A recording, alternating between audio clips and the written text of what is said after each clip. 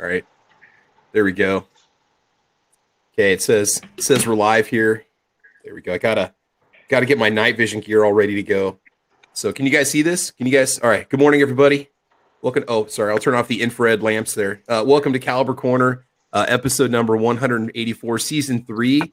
We're going totally tactical today, and we're going to be running some sweet Gen 5 night vision for you guys here.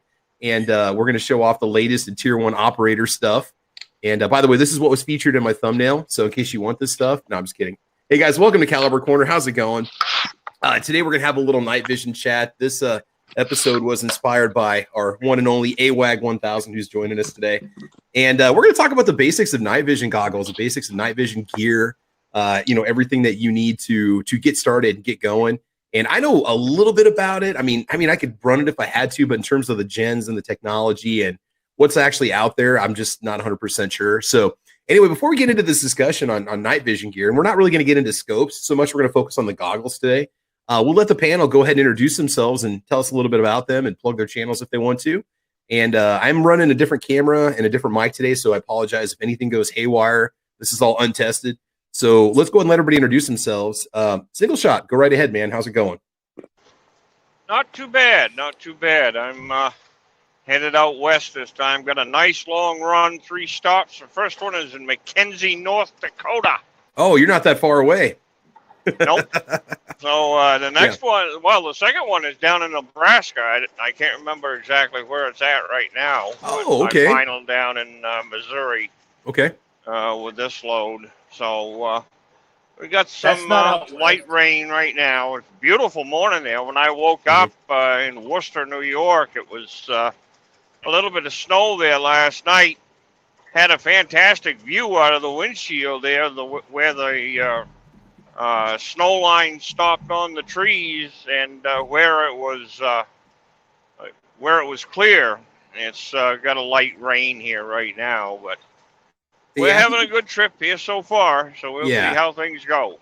Kind of got the same weather in the whole Great Plains area around kind of mid-40s and light rain. It's been really, really nice this spring so far. Yeah. Well, I'm glad that trip's going good for you. And give me a holler and let me know where you're going to be at in Nebraska. Maybe I can meet up with you or something, or, who knows? Yeah, I'd like that. Yeah. I'll do that. Get you a cup of coffee, man. Cool. Yes, sir. All right. And guys, make sure you check out Single Shot's channel. It's single space shot exclamation point. That's all you have to type in YouTube to find it. Like every episode, I get people that email me, how do you get to Single Shot's channel? And I just have to go back and give them a link.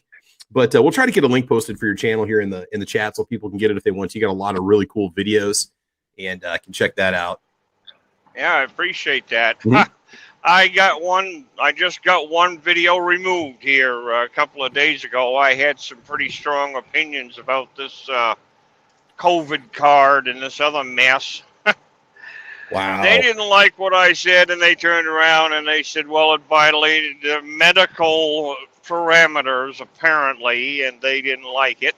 Which is funny because how many YouTube videos are out there? How many of these natural herbal supplements play before our videos play, where you drink like this green powder that has these wonderful health effects? That's not medical advice. Okay. What matters is it came from someone on a gun channel. Let's be honest. Yeah. They just didn't like the idea that I expressed my opinions very strongly. We'll put it that way.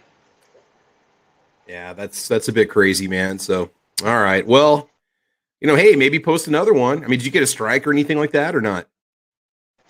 What's that? Did you get a channel strike or anything like that at all? Channel strike? I got a warning and they pulled the video, so. All right.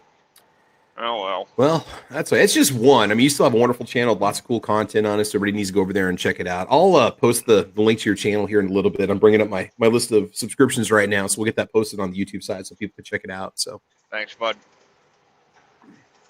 Right, man. I appreciate you being here. Okay, Foos. Foos is loose. What's going on, Foos? How you doing today, man? I'm doing well. My channel, I just looked, and it's been like middle of last summer, last time I posted a video, but my channel is about me shooting USPSA.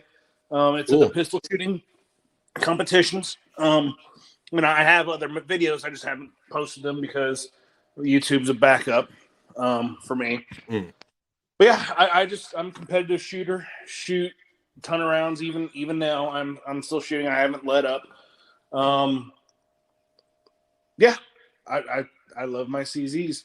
I'm a CZ fanboy, I guess, but Well, I mean, you shoot thousands and thousands and tens of thousands of rounds every year through them, so you know like how well they hold up, the build quality, the accuracy, the reliability. I mean, you've got firsthand experience with that a lot of people, if they, I mean, there's nothing wrong with being a fanboy for a pistol if it's good and it's worth the money and it's going to run, you know? Well, I mean, I think someone will become a fanboy of any firearm if they run the firearm.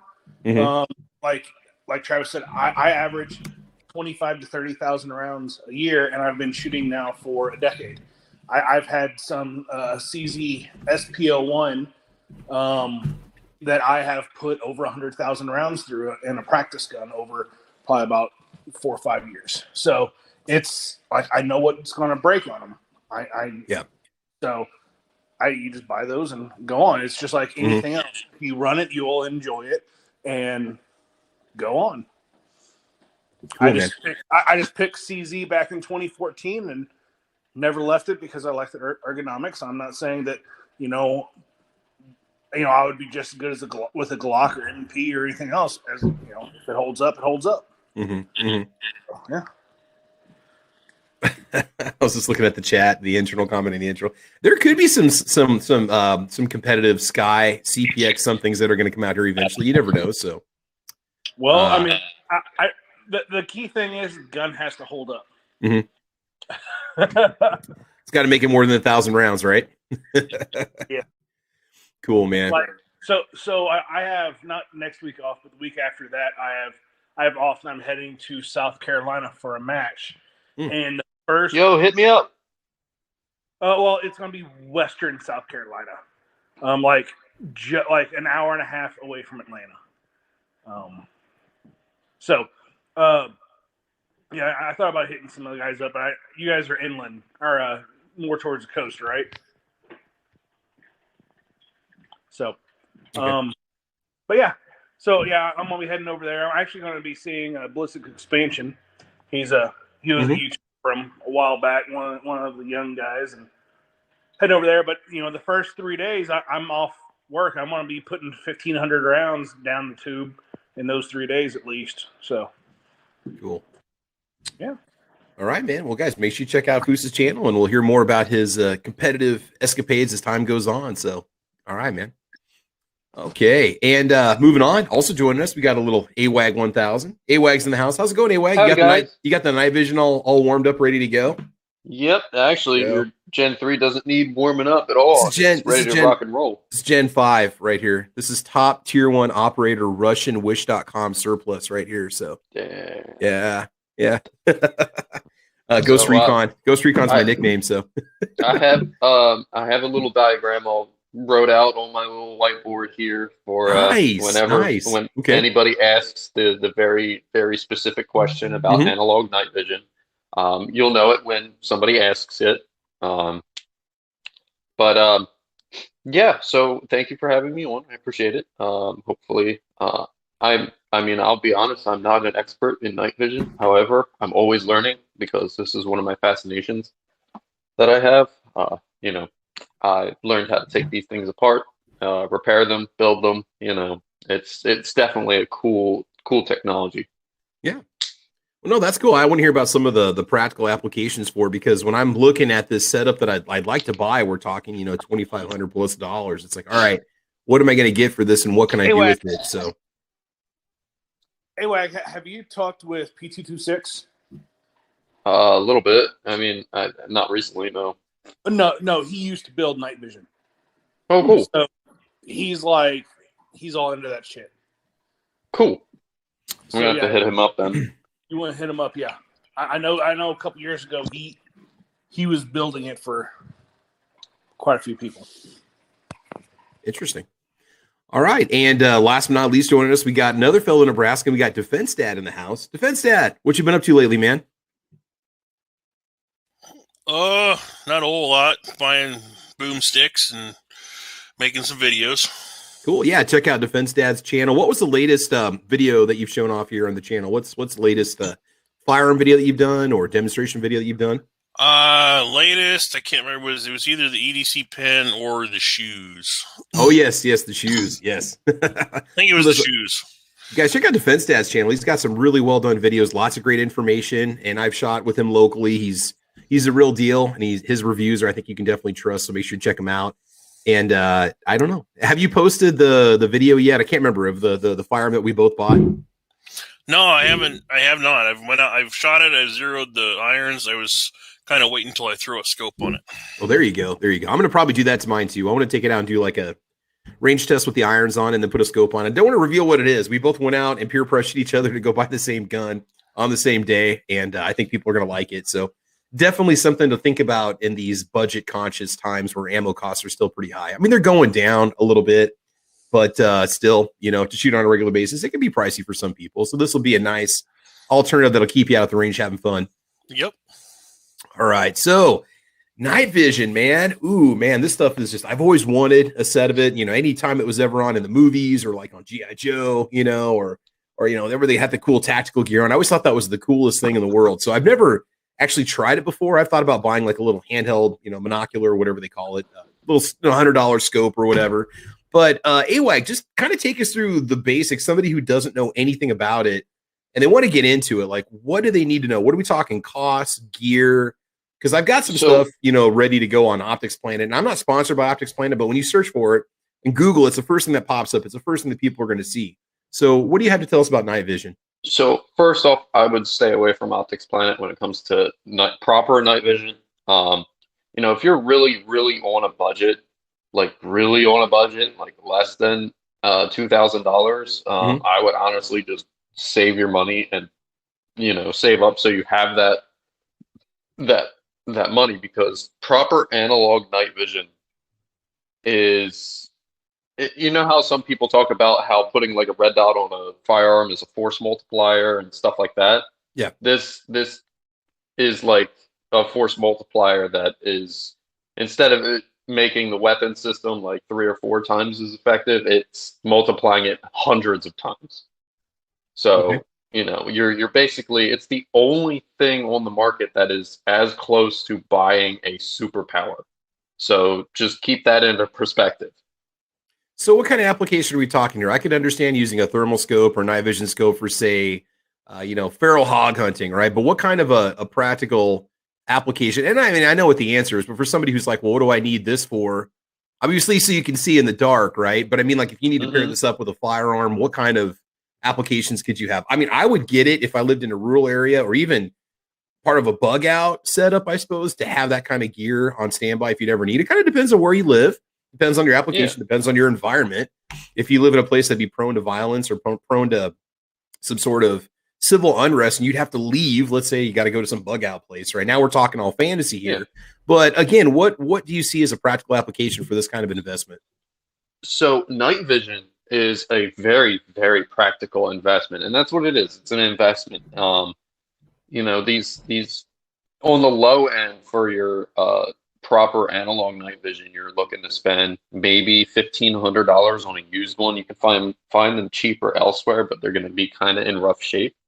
But the environments you can use them for are everything. You can use them in urban environments. You can use them in suburban environments, rural, out in the sticks, out in the woods. They're very, very versatile. Now, here, let's see. So in front of me, I have just a little bump helmet, and it right here is a PVS 14. This is a Gen 3. And when you see the term PVS 14, this signifies that it is 3rd generation and auto-gated, auto-gain. If somebody's trying to sell one of these that doesn't have auto-gating or auto-gain, well, this is a manual gain model, but if somebody's advertising something that doesn't have auto-gating, it's not a PVS 14, and I would stay away from it.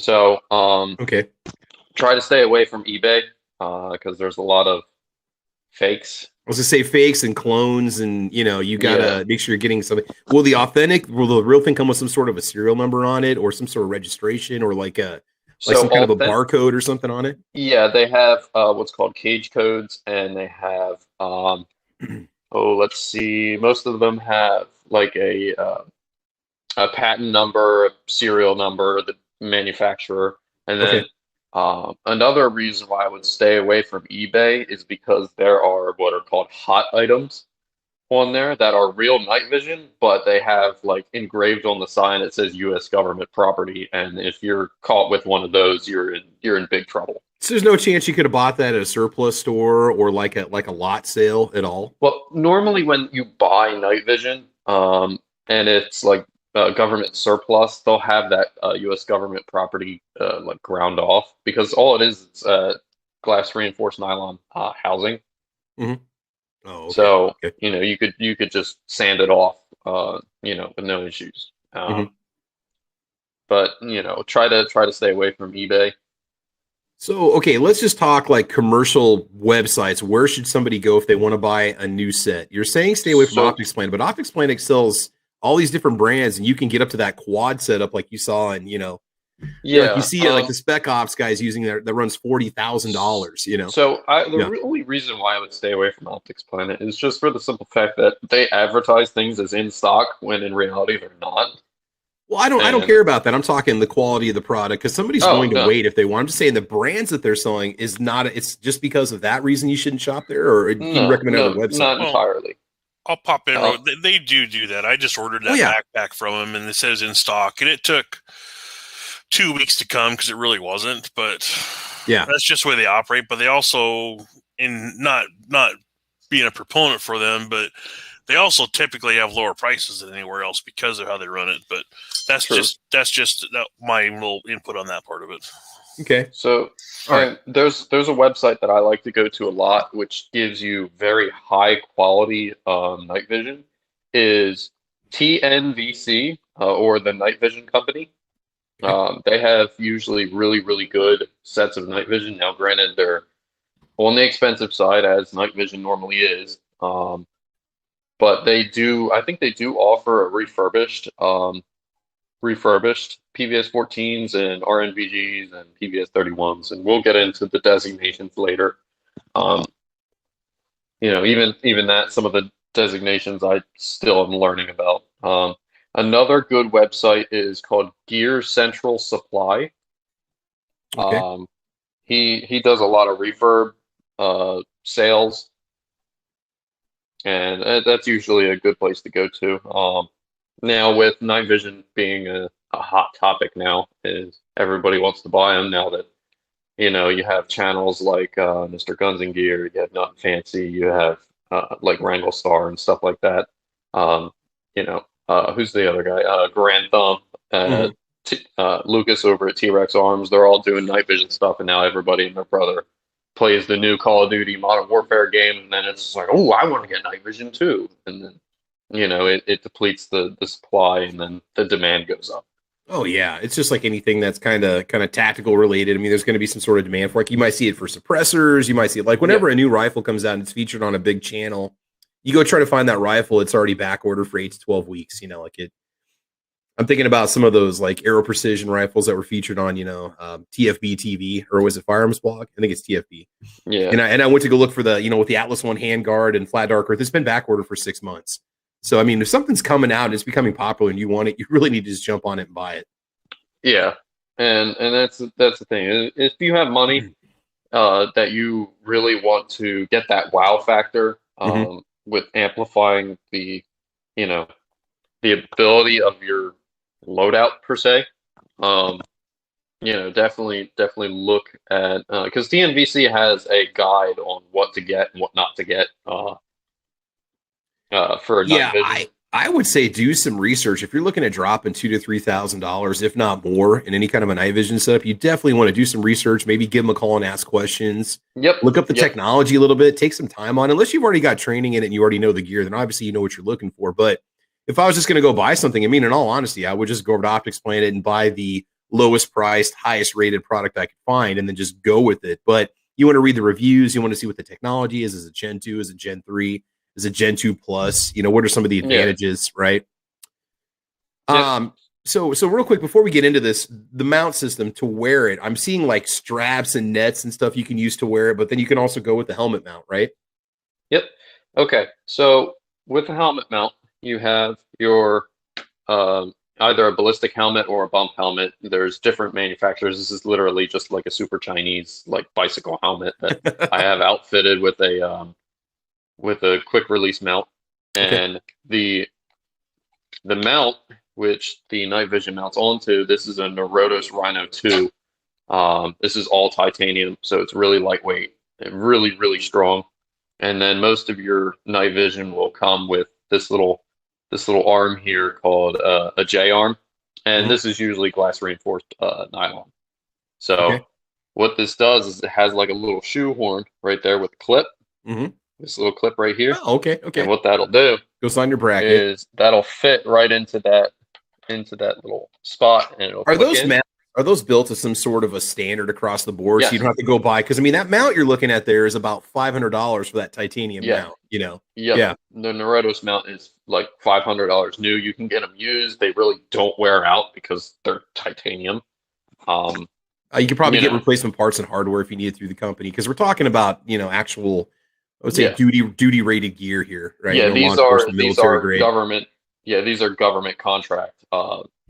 Things here, so they're really built tough. I would highly suggest getting a helmet set up over something that's weapon mounted. And before I go any further, I should explain that night vision in the United States is heavily regulated under ITAR, which is, I think it's like international trafficking of arms. Yeah, you can't. There's just like your Magpul magazines. If you ever read the package on, it'll say that this magazine cannot be sold to anybody in a foreign country. Yeah, and I've had people email me and say, "Hey, I watched your video. I'm an American living abroad. I'll pay you if you send me some PMags." I'm like, "Hell no, no." Or hey, I need a parts kit, and I'm stationed over here, or I'm like, no, I don't know you, and I won't do that because you could be outfitting the enemy. Yeah. So another thing with night vision is now there's little loopholes. I wouldn't say loopholes, but when you look through night vision, it's completely different than looking through the night vision through a video. The image clarity is much, much clearer in person than it is through a video. Okay. So, under ITAR rulings, if you're a foreign person visiting the United States, you still can't look through these legally. So I can't, if I have a buddy that lives in Canada, if he's visiting me, I can't say, hey, come check this out, I suppose the only time it's going to be legal is if a foreign military is training on U.S. soil, like they're, because armies, we go over and train their soldiers, or we do co-op stuff together, and and then it would be obviously under training conditions. It's going to be different. So I don't know what the deal is, but if I have a buddy that lives in Canada, I can't show him my night vision at all. So it's a regulated, but it's not to the point like firearms are that you need to have like a background check in order to buy one. You can literally. Well, I mean, some places I think I read in California you can't run a night vision scope on a firearm. I don't know. Maybe I'm wrong about that. I was looking. I thought that was with hunting. I don't know the legislation in California. Okay. Yeah, I don't either. I mean, you just want to make sure you know your local laws, and I suppose that places wouldn't sell it to you if you live in a place where it's been outlawed or banned or regulated. Yeah, but I honestly don't think that any place has actually banned these outside of the United States. Okay. But it just keep in mind that it's a regulated thing, and I can't show you like a specification sheet for these because that would be breaking ITAR rules. But I can explain to you how to find a good night vision setup. Yeah, do it. All right. So basically the question is always, how does it work? So I made a super easy diagram for everybody to see. So basically you have your intensifier tube right here. So you have your dim boring light, and they're powered by a AA battery.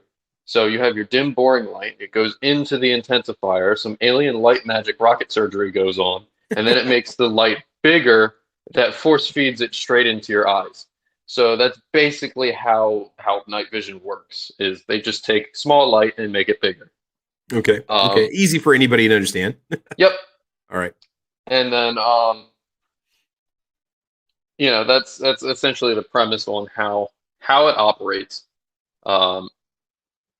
And there's a lot of people that are like, oh, well, I can get digital, digital night vision. I would just say, if you want to have something as a helmet mount, and they're just heavy, and people generally buy them thinking that it's some super revolutionary technology, when in reality it's just digital night vision, and they end up not liking it because you're looking at a pixelated screen instead of actually looking through a tube with specialized glass and an intensifier tube. So, a lot of people keep, they waste their money on the digital stuff when in reality they could just save the hassle, spend a couple $100 more and get a used PVS 14. I'm looking at the, we're talking about wearing it on your head, and I am looking over at Optics Planet, but they do have, get yourself a level 3A ballistic helmet with a mount on the front. We're talking something that's actually rated for some sort of actual use, combat, military use, police use. Looking at about $300 or so for a ballistic helmet, ballistic resistant helmet. Yeah. So something like that, I would almost recommend just investing the money going that route, just because it's going to be practical for what you might actually need it for, which would be some sort of emergency situation. Or you can have it on and get your gear on, right, and then go if you'd have to go someplace or do whatever you got to do. I mean, since you're already dropping all this money, you might as well get yourself a proper mount. And there's nothing wrong with the bump helmet that you have, but I was like, okay, what's an entry level, level 3A ballistic helmet going to run? And you can get some cheaper ones, but I would question their quality, where these ones are listed as being, suitable for law enforcement, military use, training. There actually are, NIJ, whatever you call it, ballistics rated level 3A. And that's the start. I mean, you can spend whatever you want on this gear, man. This guy, you can spend as much as an exotic car if you want to, basically, if you go buy all this stuff and get all the gear, get yourself all set up on it, all right. Yeah. So night vision, the benefits of it over, say, like a bright flashlight. With night vision, it's completely passive. So when you look through night vision at nighttime, you can observe things that sometimes they don't even know that you're there. It's like a flashlight, except nobody else can see it, essentially. Okay. That's the idea, essentially.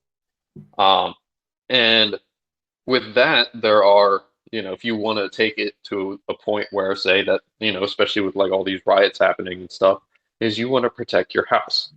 With a flashlight, if somebody wants to do bad things, bad people are going to do bad things at nighttime. So if you have a bright flashlight, those people wanting to do bad things to you know that, you're looking for them, but your flashlight can only be pointed in, one direction. If those bad people want to do bad things and they're creeping up on your house, with night vision, you can basically see them before they even know that you're there. And you can take that action before, they take theirs.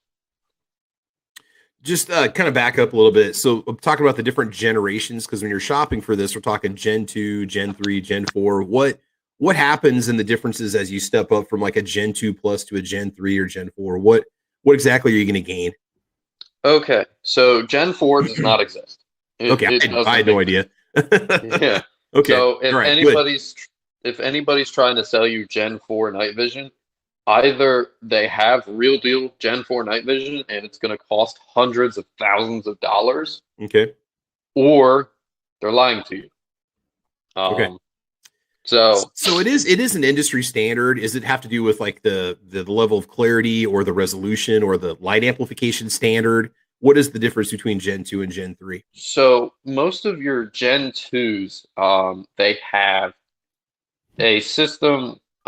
Sorry, let me back up a little bit. Gen 3 has a system on it called auto gating, which is, it's a computer in there that is reading the outside light, and it's turning that intensifier tube on and off like a couple thousand times a second. So like if you listen to a Gen 3 tube, it'll make a very, very quiet whining noise. Or in the case of my AGM white phosphor, pretty loud whining noise.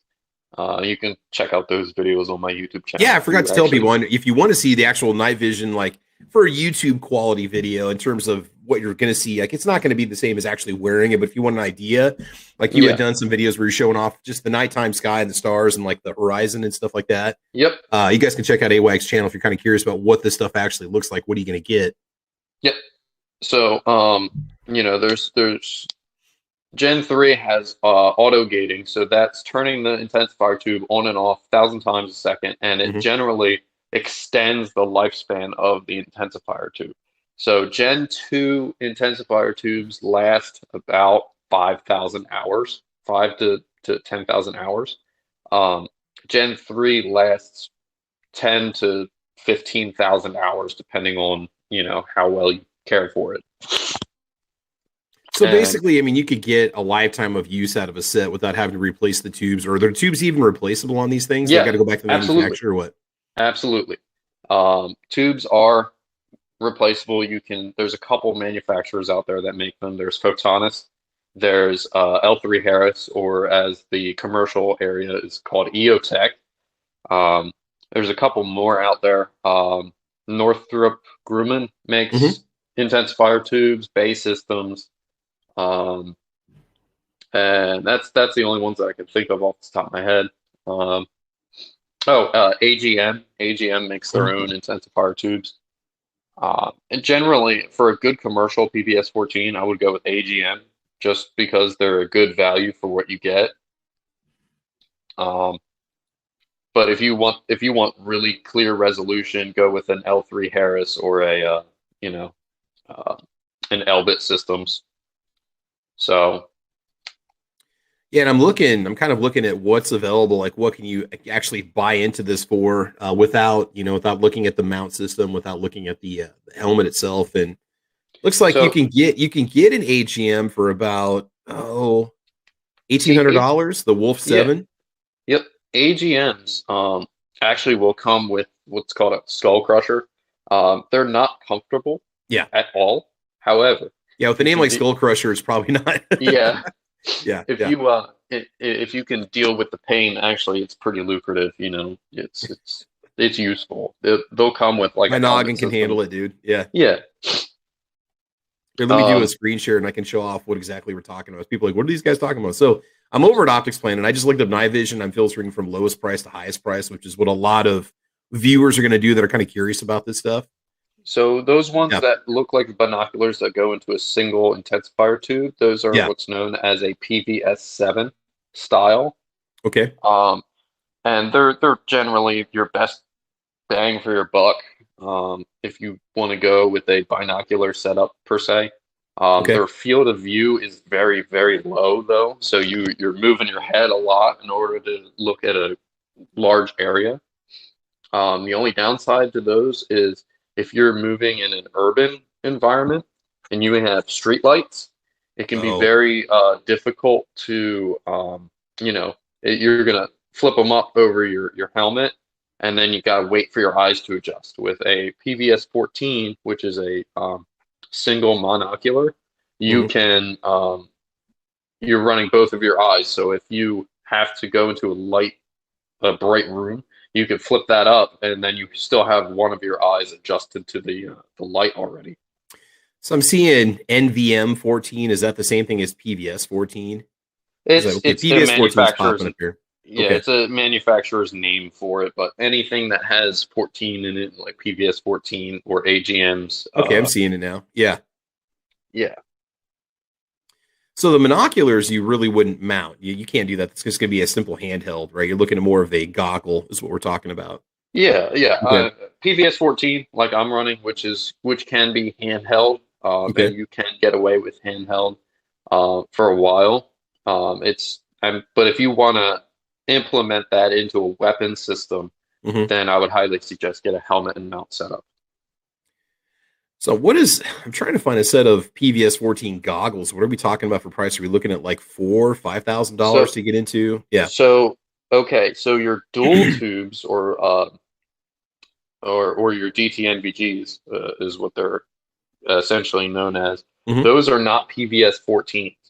Those are either PVS 15s or PVS 31s. Okay. And then there's other names to it. They have a couple companies make dive rated ones that are, they can withstand the pressures of underwater and stuff like that. But that's specialized stuff. So your PVS 14s are your little monoculars. It's It looks like the handheld ones, but there are mounts that you can mount them to a helmet like I have here. Now you're only going to be having one eye open, so when you open both eyes, it just kind of floats across in front of you, almost like using the scope or something like that, where you have both eyes open. If you can shoot with both eyes open, yeah, you can. So with night vision, with the PVS 14s, you can have both of your eyes open, and it will essentially morph into your normal vision. So you have like a little overlay of the night vision and the and your normal vision, and that'll give you a depth of field, which you can see how the light casts on a certain object through your normal vision, and then through the night vision you can identify that through the obviously through the night vision itself. That's a PVS 7 that you're looking at. Yeah. I was looking at the 14 scopes there for just a second. I was kind of curious about the mounts and everything. So this particular one does not come with this sort of a head mount. You're gonna have to order that separate if you don't want to get a helmet. Yeah. And then does it come with this actual mount itself? Usually it should. Okay. It should. Okay. But if it doesn't, if it doesn't say it on the box, it may not, but you can, if there's a standard these are built to, then you shouldn't have any trouble getting it to work. Obviously they're showing it with the mount. So yeah. Everything is standard. You can run they have specialized mounts for everything. And generally you can get used mounts for pretty cheap. Okay. And here's the helmet that I was talking about. This is the Avon Protection Combat Full Cut Ballistic Helmet. This is a level 3A, and it gets pretty good ratings and stuff online. So you've got the mount on the front here. Well, you've got the plate to mount your J-hook, I think is what you called it. For the it's just the mount. It's the quick release mount. And now this is going to run you $320. But again, if you want to get the full setup, if you're serious about having this kind of a kit for whatever reason, it's just, nothing wrong with it. Or just even as a more comfortable way to enjoy your night vision, it's definitely an option.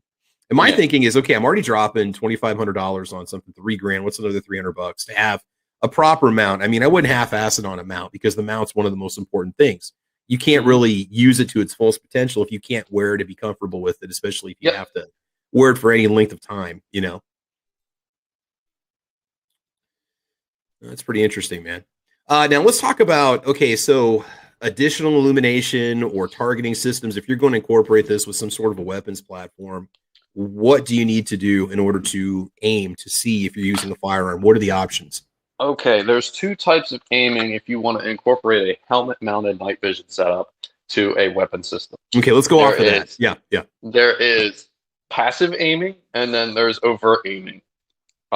So your passive aiming, here I will give an example, is your passive aiming. EOTech, the EXPS3 specifically, has a night vision button. I don't know if you and V on the side. All right.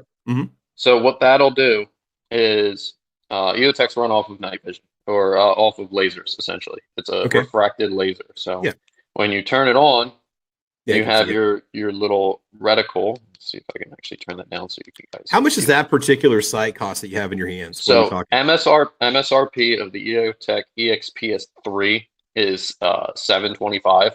It's a little on the steep side. However, like Optics Planet will occasionally have like your sales and things. So you can get them pretty cheap. You can get these used as well. Another option is the 522, which is the longer one. That is also night vision capable.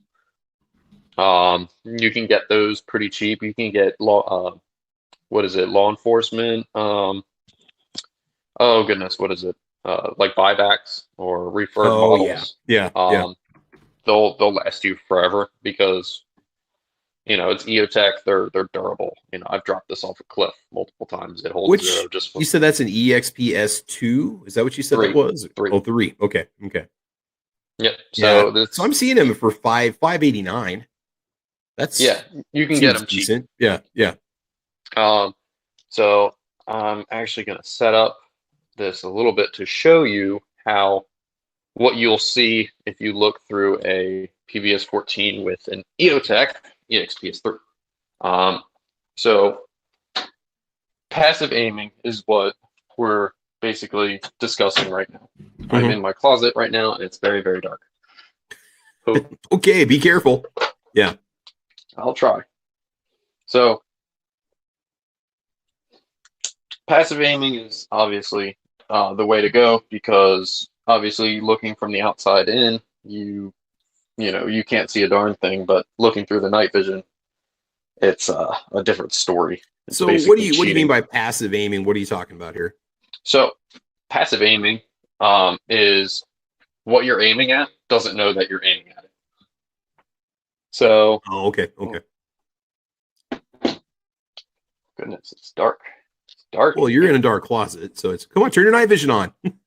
Here, let me help. Let me illuminate you. There you go. Gen 5, baby. Gen 5. Ghost Recon.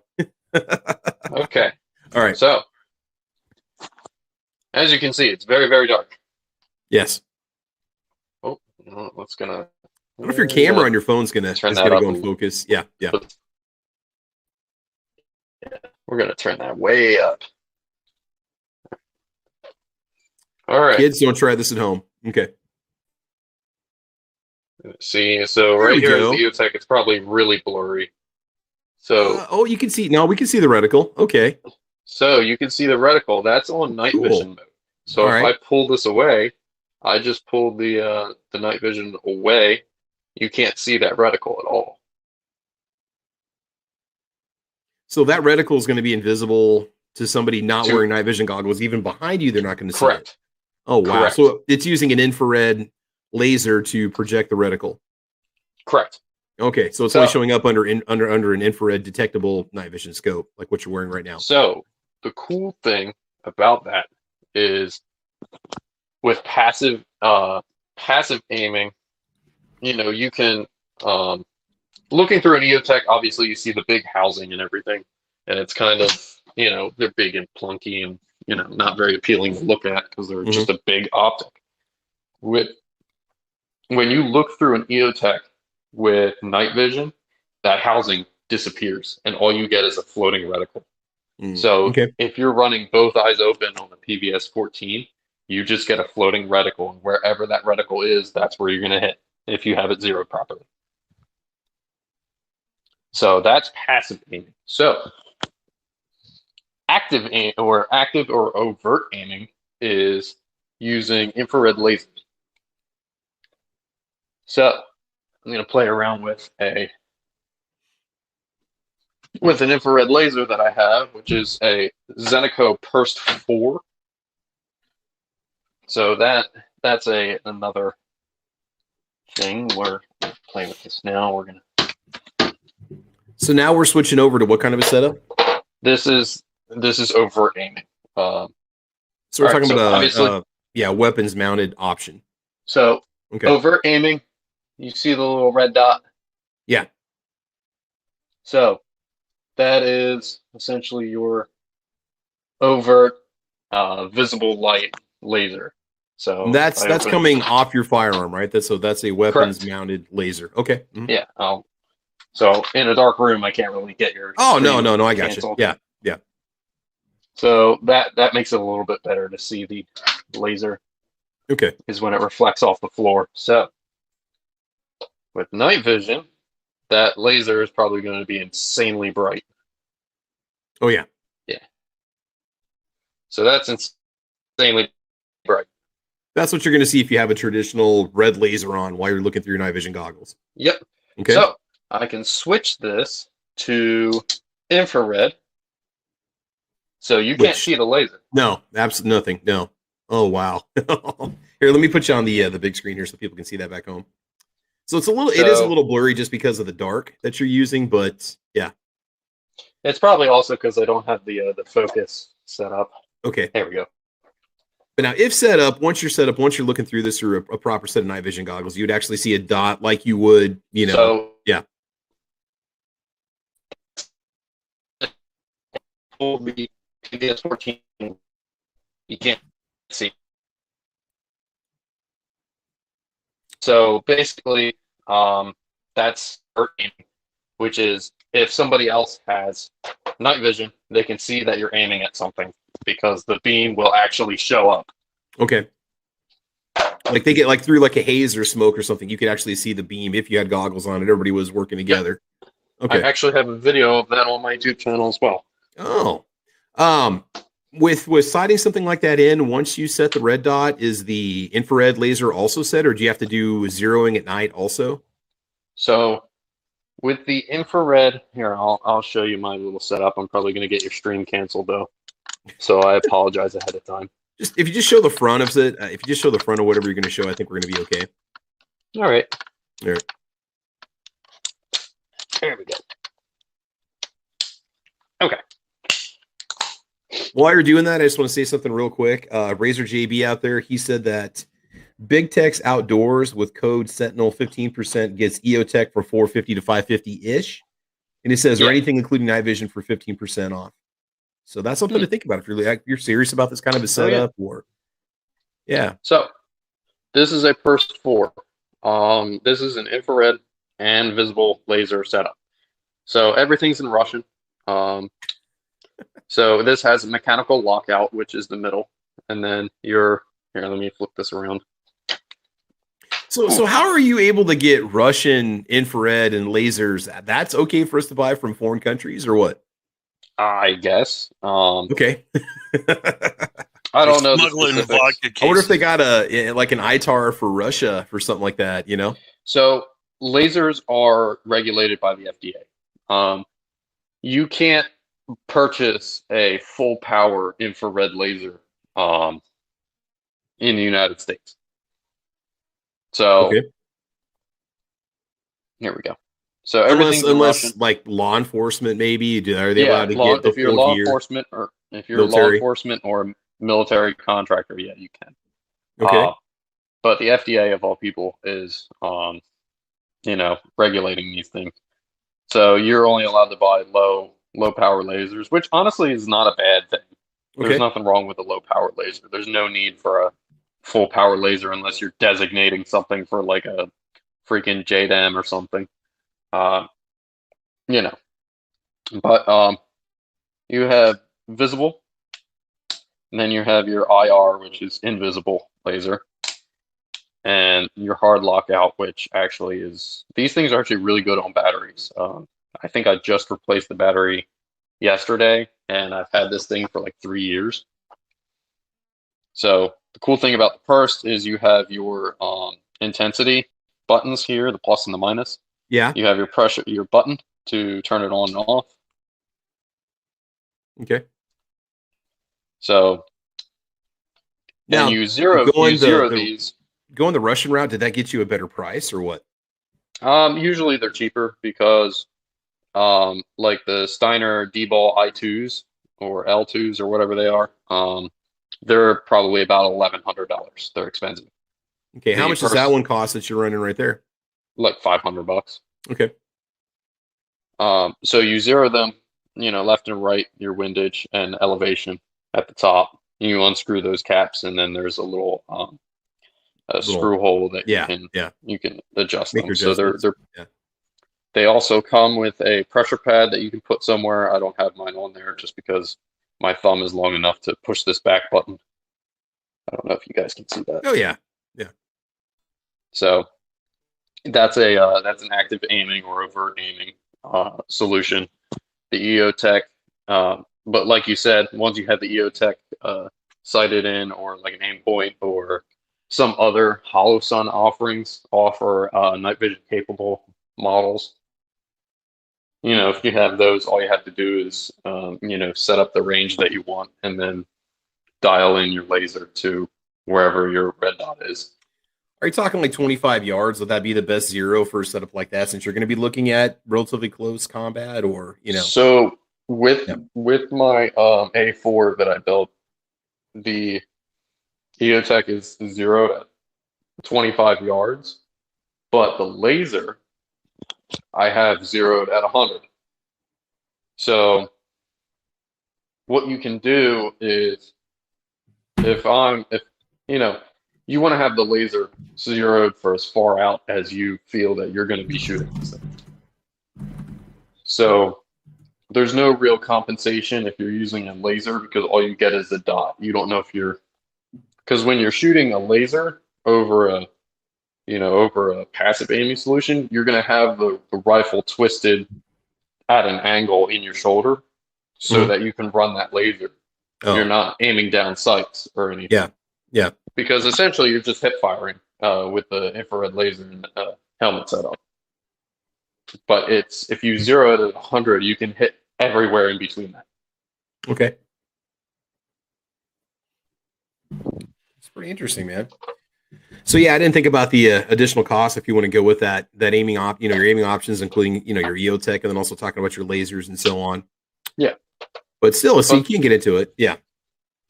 I mean, at the end of the day, night vision and to incorporate that as an entire system is very, very expensive. And it's one of those things. It's a paywall. It's a paywall.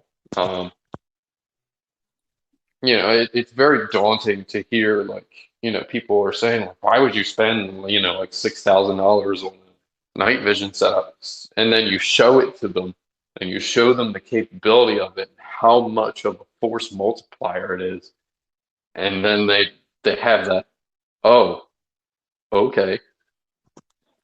And if you ever get the chance to look through analog night vision, absolutely look through it. Try it out, see if you like it and if it'll work for you. But most of the time, I would just get like a PVS 14 and have it something so that you can observe things. Okay. And you can take the correct actions to it. Yeah, yeah. So something like what was it, ATN? Who makes that? The Wolf? Yeah, the Wolf AGM. Would something like that Wolf 7 be a decent setup to get into, essentially? Absolutely. To try to, okay. And you can get it. I mean, I'm looking at it right now. There's all these different. There's level 2. There's level 3. There's NL2 tube intensifiers. There's NL3 image intensifier tubes. So honestly, if you want to just get into night vision as observer level, just so that you're you're looking over your neighborhood or something, looking for any type of trouble, get a PVS 7. Look for a used PVS 7. If you can find a Gen 2 PVS 7 that's used, you can pick them up for around $1,000. So it's it's very, very lucrative to get into. However, with Gen 2, it doesn't have that that auto gating capability. So if you're moving from a dark area to a light area, or if you're in an urban environment where there's a lot of street lights, be very cautious of where you're pointing it. Much like how you handle a firearm, make sure that front lens is not pointing at something with a very bright light, because it will damage the intensifier tube. That's what I was curious about. Okay, so some of the precautions, then you simply need to be careful with the light. So, but if you're running Gen 3, will it auto dim itself to the point that it's going to be safe? That's not going to burn out the tubes. Yeah. Auto gating is a very, very nice feature to have, especially if you're in an urban or suburban environment, because it's turning itself on and off so quickly. It's I'm still learning about this portion of it, because auto gating is still like rocket surgery to me. But what it'll do is, if you have the intensifier tube on constantly, is it will gather so much light and it'll burn that electric coating on the glass that basically amplifies the light particles. And it'll damage that because it's too much of one thing concentrated in one area. With auto gating, since it's turning off and turning back on, giving it that momentary rest that it needs. Yeah. Yep. And also at the same time, is it has a light sensor in the front. So if you do point it at a bright enough light, it'll automatically turn it off quicker than the human can process. Perceive, like you're not going to see the shutter effect. You're not going to get like a strobe effect or anything like that. Okay. That's why I would gravitate towards a Gen 3 unit, is that peace of mind and the extended service life of the intensifier tube. Sure. So Razor JB out there is throwing all kinds of awesome information out there. For those of you watching on the YouTube side, you get a chance to check out his comments. He says the TNVC website has loads of info and industry leading edge info. So again, just take some time and educate yourself, especially if you're, like me, if I was going to go spend $4,000 on anything, I'm definitely, whether it's a vehicle or a firearm, or definitely going to do my research and just make sure that I know what I'm getting myself into, that I know what the pros and cons. What are we talking for battery life? Are these things running? You said just a AA battery? Yep, or they run a AA battery, and they last. I really haven't logged how long they last. However, in the 2 years that I've owned Nightvision, I've only had to change the batteries once in my my PVS 14, and I ran that thing every single night. Like, that is crazy battery life, man. That is insane that it can actually just, that little draw is able to power it, But I can understand if we're talking about some sort of a combat or military application, you're going to need something with a good battery. Like, you might have to run it 8 hours a night, and and you want to make sure that you're not going to have to use some sort of a proprietary battery pack. Or I'm sure that some of them have their own charging systems, and So no, actually, majority of your PVS 14s, your PVS 31s, your 15s, your 7s, all of that will run off of a AA battery. And some of the housings have adapters to use, the CR123As? Oh, yeah. Like your Surefire lights and stuff like that. So you have, so the CR123A, honestly, I think is the better option because EOTechs run off of it. My Purse 4 runs off of it. Your Surefire lights run off of it. You might be more likely to have one of those on you. I might not be able to just get one readily available at any store, but you can order bulk, and get plenty of them. Yeah, actually, you can get them at like Lowe's. I've seen them at Lowe's. I've seen them at Home Depot. If you're running Nightvision, proper high grade Nightvision, I would highly suggest getting the lithium ones, because what happens with alkaline batteries is, number one, if you leave them in, they have a tendency to corrode everything, and then there goes your investment out the door. With lithium, also, when they start to go dead, they just shut off instead of having that low amperage draw to them, and it can potentially damage your system. Also, you'd have to watch out for that if you're not careful, because it's not giving it the current that it needs to function properly, and it can short out certain circuits or not provide adequate. Correct. Yeah. Now, the cool thing with Energizer batteries is they, if anything faults in a unit that uses Energizer batteries, I don't know if they still do this, but they will replace the item that was damaged by their batteries. But you have to have a lot of evidence that the battery actually damaged the unit. Yeah. Chances are that's probably not going to happen anyway. So, yeah. So my favorite go-to is the Energizer Lithium Ultimate. I have like 4 or 5 packs of these things scattered around my room. You can leave them in the unit for quite a while before they actually go dead, and you're going to get so much use out of these units if you do get one, because not only can you use it for a tactical environment, observing, neighborhood watch, being the sheepdog or whatever the heck they call it. You can also take a little bit of leisure with that and point it up at the night sky, and you can gather so many more stars in the night sky than just looking at it through the naked eye. So just if you want like a sheer wow factor, absolutely spend the money on a good set of analog night vision. Well, it might be one of those investments to think about. Again, and like I said, it depends on what kind of a situation you think you might be in, or depending on where you are. Like if I lived in a rural area, even I can see total use for being in an urban area. But if I was in a rural area, say I had some land I needed to keep an eye on, or if I did some varmint hunting at night, maybe feral hog hunting and so on, or if I had some land I needed to protect, or just an isolated house out in the middle of nowhere, like you said, it's going to give you an advantage where if something's happening or whatever, you've got the ability to simply see, in the dark. And I think that's definitely the most important application to it. Me, I mean, I would just like to get a set just to have a set, because it's one of those like little toys that, not a toy, but it's one of those things that you always want when you're a little kid. You're like, oh, those are so cool, I would always like to try something like that. But again, it is a bit of an investment too at the same time. So you got to think, is this a platform I really want to buy into? Yeah. So, compounding on the fact of, observing things is, with night vision, there are drawbacks. Obviously, the price. That's the big elephant in the room. However, there's a smaller elephant in the room that is ambient light. You need a certain amount of ambient light. You don't need a lot, but you do need ambient light for these to be useful.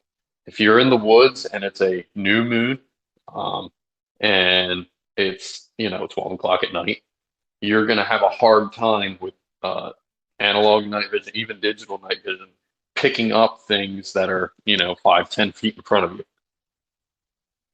So are there light amplifiers that you could attach to these things, or what? Like, I mean, for overcast or fog or cloud, what is the option to be able to still use it 365? Yeah. So on the side of my helmet, I have a Surefire infrared light. It has a little beacon. Yeah. Oh, okay. And it also is a visible light. I don't know this. Yeah. See, okay. I have a little blue light, a little white light, and then the infrared light. Obviously, you can't see it. Yeah. Yeah. It also has a little beacon on the side, infrared beacon that other people using night vision can see. And this patch here is an IR reflector. So if you shine an IR light on this, it'll be really, really bright. Okay. How much does that Surefire light cost? It's Surefire, so it's probably going to be expensive. This actually just came with the helmet, so. When you bought the setup? Yeah, that's a pretty cool setup that you got there. Okay, I got you. Yeah. So, now, hey, the other question I had for you is, what about, because here in Nebraska, and like you probably remember this in New Jersey, when you've got a lot of snowfall at night, say the moon comes out, or a lot of snow, there's a lot of ambient light. Does snow on the ground ever become an issue? Does it ever glare or cause any, because you've got so much, just the potential for reflecting light itself? So with a Gen 3 night vision setup, that necessarily wouldn't be an issue. However, with a Gen 2 or a Gen 2 Plus system, it could potentially cause issues of, night vision related snow blindness.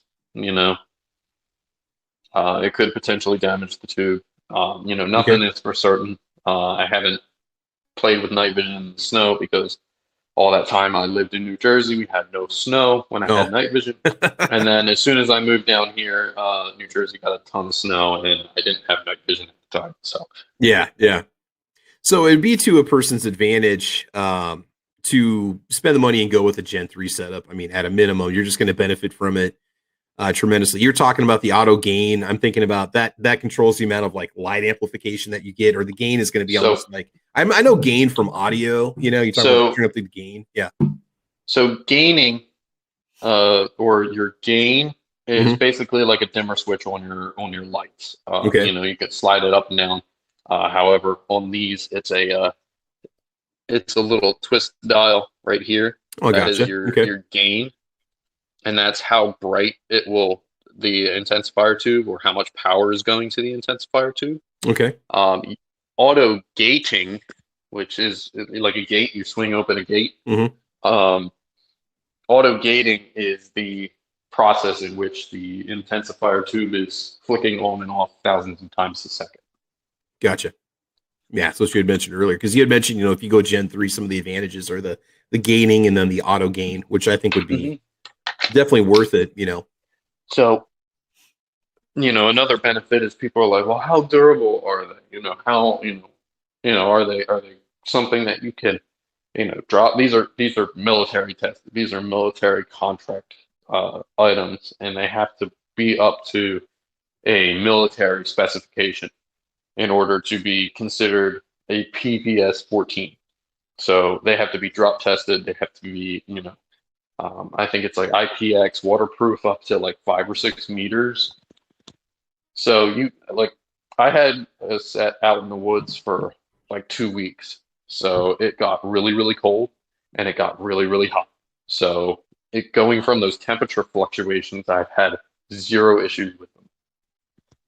I've also dropped them a bunch, a lot even, so much so that I actually had to make a little paracord rope around this, because what happens with this is if you get caught on something, let's see, it should just, break right off. Oh, okay. So if you get caught up on, like in the dark, if you're in an emergency situation, you get caught up on the scenery, so to speak, right? Yep. It's going to pop off. Okay, I see. Yep. Yeah. Now, is that gonna stay in when you're running? Yeah. Yeah. Okay. It's just you have to break off, essentially. Yeah. Yeah. You'd have to honestly, at the end of the day, if you get this thing to be pulled off, look, I'm really shaking on it, and it's okay. It's not going anywhere. Off. Yeah. So it's gonna hurt your neck, but at the same time, it's gonna save you from getting your head like ripped off. a branch possibly, or something in like a close quarter situation. You could get caught on anything, something that's hanging, or you could bump a corner or whatever. Yeah. Okay. Dude, that's pretty cool, man. Sweet. Yeah. Any more questions? Yeah, I don't know if you guys have any questions on the YouTube side. Go ahead and just let us know if there's anything that you'd like to know, or any questions you might have. Maybe we can talk about scopes at one point or another. In a later episode, I want to just focus on the binoculars, because there's so many different options out there. Goggles, I should say. Let's see. Razor JB says almost more money in getting helmet, gun, and gear over the laser. Yeah, I would probably just go all out and just get the ballistic helmet, get a proper mount, just do it the right way, and just be done with it. Get one set, and then you can use it for a long time. So yeah, there's a phrase that everybody has heard before: "Buy once, cry once." The older I get, the more I'm starting to believe that. I mean, not everything's always worth it for the price you pay for, but there are times when you buy something where it's going to be quality. For me, it's always optics on firearms. It seems like if you spend just a little bit more, you can get that edge in the quality, and you will notice a difference, whether it's amplification or distortion. Yeah. So what I say to that is, everybody says buy once, cry once. This is what I say: research plus buy once, cry once will get you the best possible thing for you. Absolutely, man. Absolutely. And even then, you still might be buying into something that has compromises, because sometimes there's just certain products that we get that there's going to be some pros and cons associated with it. You always got to weigh that yourself if you're going to buy into any kind of a platform. So if you want to get something that you're still not entirely sure, but you have the money and you want to spend it on a proper set of night vision, go with an AGM new production, because they have a 3-year warranty. Oh, and I think it's an unconditional warranty as well on the intensifier tube that will give you the best, lifespan for it. And since the demand is so high for night vision, you can buy a new set, and if you don't like it, 2 or 3 years down the line, you can still get the majority of your money back. Yeah, you were saying that you can, you really got to look around if you want to get a good deal on used, because you might save a couple $100, maybe $500, but you can still, you were telling me what you bought and sold these items for, and yeah, it's definitely just like a firearm. You're gonna make back most of what you put into it, I think. Absolutely. Cool. So I don't see any questions coming from the YouTube side. Tommy Gunn out there, he goes, good morning, guys. We're in our 3rd lockdown up here in Canada. Sorry to hear that, buddy. Tommy Gunn says, too bad I can't get U.S. gear over the border. Hey, just go on wish.com, because they got all this stuff for sale. I do believe in Canada you can buy Gen 2 stuff. Maybe once it's had enough commercial available, maybe once it's passed the government requirements or minimum, or it's I think it's under a minimum resolution, and resolution is measured in a term called figure of merit. And it's basically the signal to noise ratio, which is just basically like, think of it as like TV static. How much static that particular intensifier tube has compared to the resolution of the tube. That's your figure of merit. Okay. And I think outside of the United States, don't quote me on this, you can buy night vision that's under a specific figure of merit, but it's not going to be those super high numbers like Gen 3 stuff. Is this figure of merit going to be like on a scale of 1 to 10 or like a point? No, it's a 4-digit number. Okay. So normally your Gen 3s are, I think, 1,200 minimum figure of merit. Oh, okay. Okay. That's definitely something to look into, because if it's, distorted enough or staticky enough or pixelated enough that you can't function with it properly or can't use it in the environment you want to, then you need to definitely look into something else, because that's the whole idea behind it. So again, buy one, spray once. I wouldn't say pixelated, but it's like it's just like just TV fuzz, static. like TV, like haze or fuzz or fuzziness or lack of sharpness. Yeah. Yep. Gotcha. All right, man. Well, I think we're probably going to go ahead and call it. So we've gone a little over an hour, and we've got some really good ideas and got the basics out there. Kind of told you some places you can check what you're looking at for an investment. Minimum decent set, you're probably talking about $1,800 before you get the helmet, the mount, and any additional accessories that you want. But if you're curious about it, maybe we kind of spark some ideas, or maybe put the idea in your head that maybe this is something to look into. And like you said, it is the ultimate force multiplier, because if you've ever played out in the dark, and I have, without any kind of night vision, it's you're operating, you're pretty much subject to your environment because you can't see. It's that simple. Whether I was hiking out to a deer stand in the dark, early morning hours and so on, something like that would definitely come in handy. All right, man. Okay, so we're going to go ahead and call it. Let's let the panel go ahead and give us their final plugs and see what they have to say, and then we'll give a little shout out to the YouTubers watching today. I forgot to mention it. Today's episode is sponsored by SS Pawn. You can always see the banner in the background. SS Pawn is located in Lexington, Nebraska. You take the Lexington exit, go north into Lexington. SS Pawn is just on the right-hand side. It's about halfway across Nebraska. So if you're ever on Interstate 80 and you see a sign for the Lexington exit, take it. Stop in there, say hello to Stan, browse a firearm selection, and SS Pawn will take care of your firearms needs. So, AWAG, we'll go ahead and give you the first plug here before we go. Anything you would say before we go? Obviously, thank you for having me on, as always. I appreciate your knowledge. I had no idea, because otherwise, if you would have been here, I'm like, well, let's just browse and see what's available. And I don't want to give advice. At least somebody's got some use with it and some experience, and it's over on your channel. People are curious. They can see what some of this stuff looks like, which is really cool. It's just fun. It's fun and it's neat. Yeah. And the fact that we can have it makes it even better. So yeah. It's absolutely fun. And it's a double-edged sword. If you know somebody with Gen 3 night vision and you go look through it, it's an absolute pleasure, and it will definitely give you that wow factor. Cool. But after you look through one, you're going to want to buy one. And then it's all downhill from there. Because then it leads to a PVS 14, and then from that it leads to a PVS 31. And then you're buying additional illuminators from Surefire, and you're putting lasers on the day. At the end of the day, you want to buy the cool quad tubes, and then you realize that those setups are $66,000. No, 40. I was looking at them last night. You can get the basic goggles for $41,000. So that is if they'll sell it to you, because most of the time with those, the manufacturers don't want to sell it to the civilians because it has too much field of view, which is kind of dumb. However, let's not be safer while bouncing a firearm through a hostile environment. I mean, that's just ridiculous. However, Photonis will sell you their quad tube setup. It is $38,500 around there. Do they have 0% financing? I don't know. I would just take a personal loan. Yeah, there you go. Small business loan. Yeah. Dude, that's awesome, man. That's awesome. But no, I appreciate your knowledge and your explanation, kind of making the complicated, topics, easy to understand. And again, just something always fun to talk about. I realize we just never had a night vision discussion. All these episodes we've done a Caliber Corner, we have not had a chance to talk about night vision, and we did. So hopefully put some ideas in your head, people. And hey, when you get the next stimulus check, you can go and get yourself a set of night vision goggles. So yeah, man. I mean,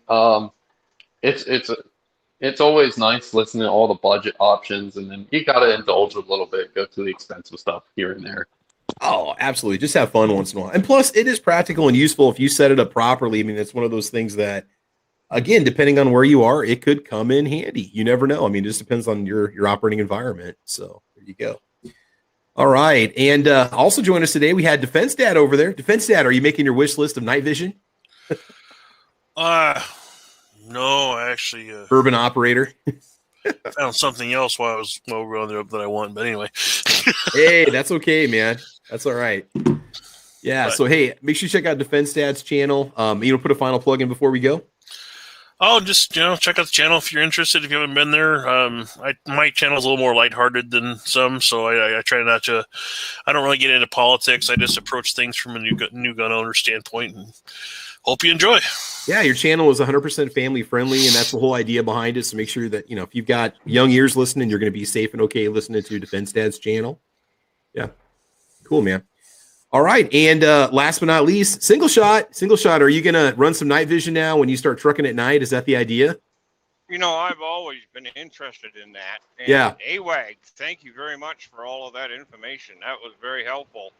Absolutely. And eventually, I would like to have a night vision scope. And that gives me a few ideas because I've used night vision equipment quite a few years there when I was in the military. Those items are probably quite well outdated by now. But the biggest thing that I really enjoyed having a chance to use, I didn't get much time on it, was a night vision scope that they had that could be mounted to the M16. And yeah, quite the rig because I shoot right-handed and the ocular was on the left eye, so.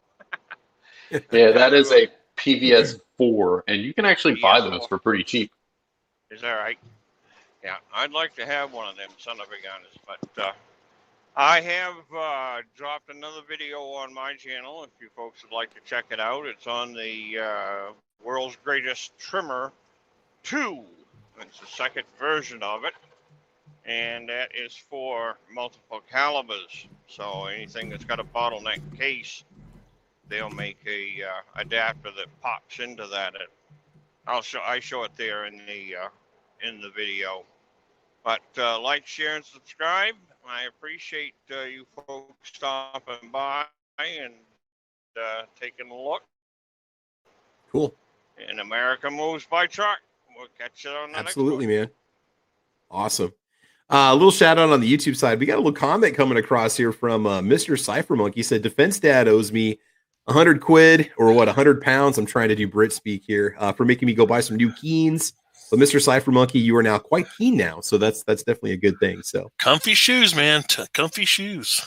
Oh, man. Their Keens are great. I like Keens and I like Merrills. I've had really good luck with them. Merrill has kind of downgraded their quality a little bit in the last 10 years as somebody who's worn their shoes for a long time, but I love their Chameleon line of hiking shoes, walking shoes.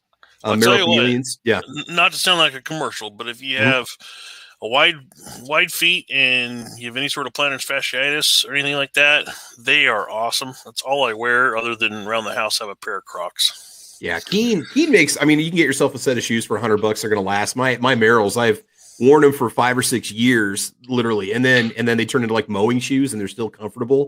In fact, I got a pair of them in the closet. I should get them and show it to you guys. They're sad. I'm going to be the differing voice in this opinion. I hate my Keens, honestly. I have to wear them for work, and I absolutely hate them. Steel toe too narrow, or what's the problem? Are they hard inside, or what? No, they're just heavy because obviously they're the steel-toed kind. Yeah. Not everyone's gonna like the same thing, but I've worn them for 15 years, and that's about the only thing that keeps my feet from killing me day in and day out at work. Some of my feet all day. Yeah. But not everybody's gonna like the same thing. That's why we have so many different products out there. Oh yeah, yeah. Absolutely. I ordered a pair of Altamas. They're freaking cool. Just like not everybody likes Walther handguns, and I think they're all insane. Have they ever shot a Walther handgun? They are quite nice. I got a Canic. I got a poor man's Walther. So, let's see what we got here. So Snake Doctor 78 said, man, I got in late. I would only see that setup as on the offensive side. I've got a defensive setup with my thermal monocular and a very bright light on my rifle. Well, I'm thinking if you're running that infrared setup with the infrared EOTech, you've got a good offensive ability, especially with the night vision. If you're running it and you can't be detected, so that would give you that advantage, say creeping up on somebody Night vision is both offensive and defensive. You can use it as a defensive tool, as you're just observing. You're seeing what's going down. You can run infrared lights, and you can basically light somebody up like with a light without them knowing that they're being lit up. With a thermal, that only works on surface level stuff. Like if you're trying to see if somebody's cruising around in their car or something, you can't see what they're doing in that car with a thermal, because all you're getting is the temperature off the window. With night vision, you'll be able to see that person doing something in their car. Yeah. Yes, I mean, this is going to kind of depend on your setup and how you're running it and what you're doing. So, hey, also join us on the YouTube side. We got New York Outcast out there. By the way, make sure you check out rnldisplays.com, and you can pick up one of these sweet AR-15 all wood display stands like you see here. I've got a video review on my channel. Make sure you check it out. And I'm going to be giving one away at some point. I've been just crazy busy this week. We've got friends that are up visiting, and so it's been taking up a lot of my free time. But I'm going to be giving away one of those RNL displays, AR-15 displays, with my monthly Patreon giveaway this month. And if you guys want to support me on Patreon, just go over there. It's Travis P11. It's a $1 per month buy-in, and I do a giveaway. I give away about $30 to $40, or sometimes this is going to be an expensive month this month, but I give away a lot of goodies every month, and you can win multiple times. I've had some people win 2 or 3 times, and so yeah, check me out over on Patreon. It's just nice support for the channel. All that money goes back into firearms and parts kits and ammo and camera gear, software, range memberships, all that fun stuff. So it goes right back into the channel. So it's like an allowance I don't get to spend because it's already spent basically when I get it. But anyway, all right, so we'll go ahead and call this one. So give a little shout out on the YouTube side. We've got Snake Doctor 78 out there, New York Outcast, Defense Stats. Snake Doctor 78 says, yeah, but if they have their emitter off and yours on, they can see you. You can't see them. Yeah, no, I mean, it just depends on what they're going to be running for gear and what you're running for gear. Yeah, if you're going up against somebody else that has night vision, 9 times out of 10, you're outclassed. Yeah, and the Snake Doctor says thermal has more reach. Oh, I don't disagree with you on that. Not quite. We'll save that argument for another time. Yeah, we'll save that argument. I would just say that, I mean, I've seen shots that people have taken, on wildlife using the thermal cams like the feral hogs. So yeah, let me put this out there. Late 90s, early 2000s, there's a clip-on night vision system that actually I have on order right now for a bolt action rifle. It's a night vision clip-on system, Gen 3, auto-gated, all 9 yards, that will allow me to make shots out to 1,600 yards in total darkness. So that's not a thermal, that's analog. So having more reach is on par, maybe. Again, it depends on who or what you're going up against, but just as a basic setup, I mean, you can get something that'll work well for you, I think. So, all right, and make sure you guys check out G23's channel. I think G23, you got a show going on later on today. Go and give us that time. We can give a little plug for you there. Snake Doctor 78's in the house. New York Outcast Defense Dad's over there and over here. Mr. Cypher Monkey joining in. M. Gabriel in the house. AWAG 1000 over there and over here. Tommy Gunn's with us today. Jim Murray's out there too. Who else is out there today? Tacos and French fries joining in. Watt 75's in the house. Ozzy Orsborn. Gunsnob says, yo, what's up, Gunsnob? Tuhuya Bar and Girl. And Mike's out there. Mike says, good morning. William Trader's out there. He's saying, when is that 80% vid going to drop? Probably won't be on YouTube. You can see it over on Gunstreamer and over on guntube.org and also over on Odyssey. Kingpin also joining in. Make sure you guys check out Kingpin's channel over on Odyssey. We're all over there as just another platform to put our content up on. And any of my videos that I put up on YouTube get automatically ported over to Odyssey. And so if you haven't been over there, make sure you go over there. A lot of us are setting up over there too. And again, I like to just be in different places. I mean, I love GunTube, and I've been on guntube.org for quite a while, but I also use, Gunstreamer and UGEtube, just, additional places and so on. So G23 says, not today. Video will be out letting everyone know. Okay, no problem. So G23 should have a show back on next week. As for me, I may or may not have a video drop this week. I'm going to be very busy this weekend. Like I said, we've got friends and family up. And so I'll try to get another video drop this week. If not, I've got an idea for something I might do tomorrow or early this week and try to get something out by Wednesday. But again, we'll have another episode of Caliber Corner next Saturday. I got an idea for a topic already, and we'll go from there. So anyway, a little shout out to SS Pond one more time. Thank you, everybody, for watching on the YouTube side and anywhere that you might be watching. If you have any questions or want to hear about a certain topic, you can email me at thecalibercorner@gmail.com. If you have any questions, comments, or concerns, or you're just upset in general about life, you can go ahead and email shootingleftofcenter@gmail.com, and those emails will be answered for you.